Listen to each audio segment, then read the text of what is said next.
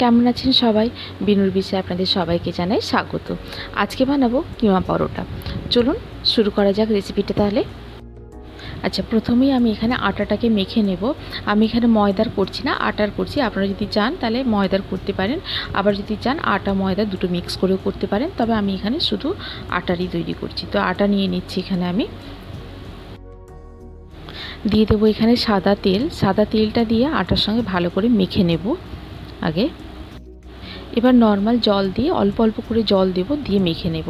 আচ্ছা, আমি এখানে নুন মিষ্টি কিছু দিইনি। নুনটা মিষ্টি তো এমনিতেই দেবো না, নুনটা দিইনি কেন, যে আমার কিমাটাতে নুনটা ঠিকঠাক মতো হয়েছে, ঠিকঠাকের থেকে একটু বেশিই হয়েছে, তাই আমি আটাটাতে নুন দিইনি।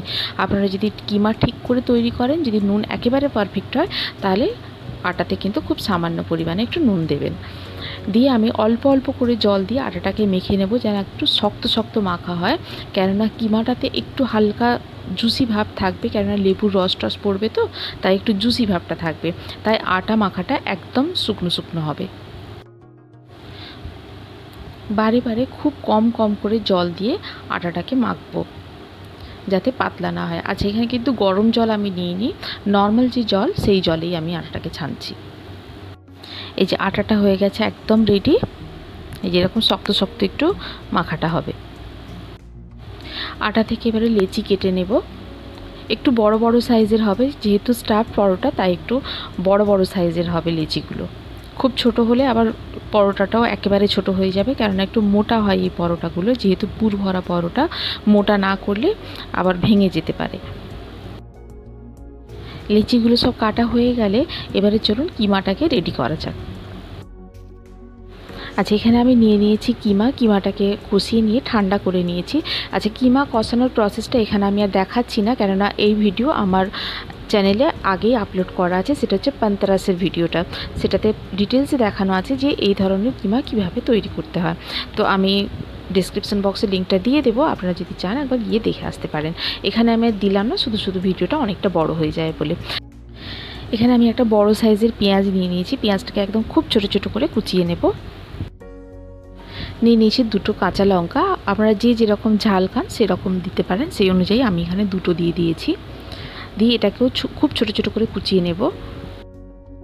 নিয়ে নিয়েছি ধনে পাতা, এটাকেও খুব ছোট করে কুচিয়ে নেব।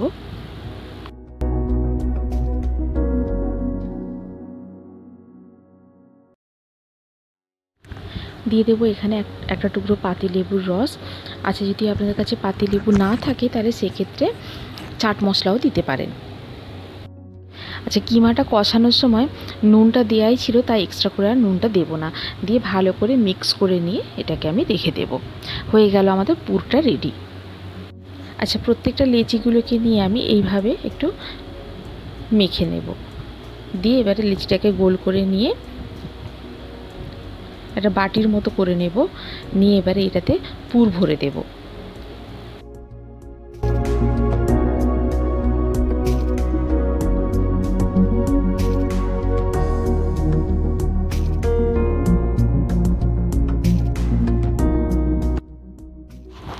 আচ্ছা, পুরটা কিন্তু এটা একটু বেশি পরিমাণেই দেব, যেহেতু বাড়িতে বানাচ্ছি, এটা তো আর কেনা নয়, তাই একটু বেশি করেই দেবো পুরটা। দিয়ে ভালো করে এটাকে মুখটাকে সিল করে দেবো আস্তে আস্তে করে নিয়ে। এই যে দেখুন, এরকম ভালো করে মুখটাকে সিল করে দিতে হবে, যাতে কোথাও একটু না ফাঁক ফোকর থাকে। দিয়ে ভালো করে গোল করে রেখে দেবো। এবারে এক এক করে সবগুলোকে বানিয়ে নেব। চলুন এবারে বেলে নেওয়া যাক। বেলার কাজটা খুব হালকা হাতে করতে হবে, আর একটু আটা দিয়ে দিয়ে বেলতে হবে এটাকে। নিয়ে নিয়েছি একটা তাওয়া। তাওয়াটা গরম করে নিয়ে আগে তেল দিয়ে দেব, দিয়ে পরোটাটা দেব। আচ্ছা, এই পরোটাগুলো কিন্তু স্যালো ফ্রাই হবে, ডিপ ফ্রাই হবে না। প্রথমটা মিডিয়াম আঁচে রাখবো, তারপরে আস্তে আস্তে আঁচ বাড়িয়ে দেব। একটা সাইড হয়ে গেলে সাইডটা যখন চেঞ্জ করে দেবো তখন আঁচটাকে বাড়িয়ে দেব। দিয়ে দুই পিঠ লাল লাল করে ভেজে তুলে নেব। দরকার হলে আর একটু তেল দেওয়া হবে। এই যে আর একটু তেল দিয়ে দিলাম আমি। দিয়ে দুই পিঠ বেশ লাল লাল করে ভেজে নিয়ে তুলে নিলেই তৈরি আমাদের কিমা পরোটা।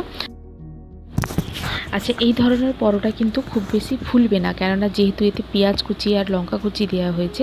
একটু ফুটো তো হবেই, আর ফুটো যদি একটু হয়ে যায় তাহলে লুচি বা পরোটা বা রুটি সেগুলো ফোলে না খুব একটা বেশি। না ফুললেও দুই দিক ভালো করে ভেজে নিলে সেদ্ধ হয়ে যাবে, খেতেও অসাধারণ লাগে পরোটাটা। আপনারাও ট্রাই করুন, করে জানান আমাকে কেমন লাগলো। যদি ভালো লেগে থাকে তাহলে বন্ধুদের সঙ্গে শেয়ার করুন, আর যদি কোনো নতুন বন্ধু থেকে থাকেন তাহলে চ্যানেলটিকে সাবস্ক্রাইব করে পাশে থাকার অনুরোধ রইল। আজ তাহলে এই পর্যন্তই, আবার দেখা হবে। ভালো থাকুন, সবাইকে ভালো রাখুন। আল্লাহ হাফিজ।